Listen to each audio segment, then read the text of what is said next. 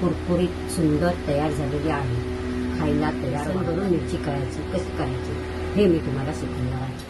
हे बघा, अशी मिरची मधून कट करायची आणि त्याच्यात आपला बेसनचं सारण बनवून घ्यायचा.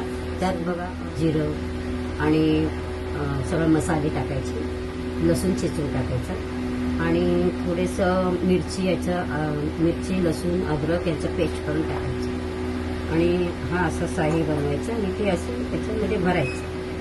बेसन एकदम सोपी पद्धत, बेसन भरायचं मिरचीमध्ये आणि ही अशी मिरचीचं हे करून असं तयार करून घ्यायचं. हा पॅन ठेवायचा, पॅनमध्ये थोडासा तेल असं तेल टाकायचं. मिरची अशी सरळ ठेवून घ्यायची. एक मिरची ठेवायची.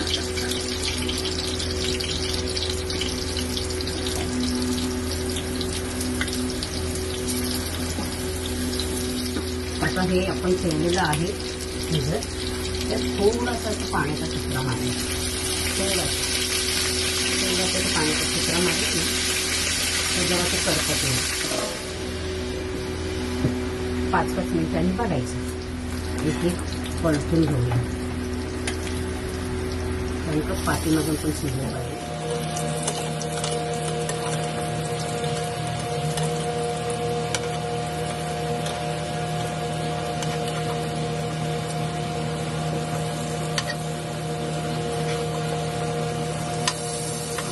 धुनीच ठेवायची, कारण का करपायची यायचं म्हणून थोडे हे आपलं गॅस थोडा धीमाच ठेवायचा. हे आता परत असं त्याला परत झाकून ठेवायचं.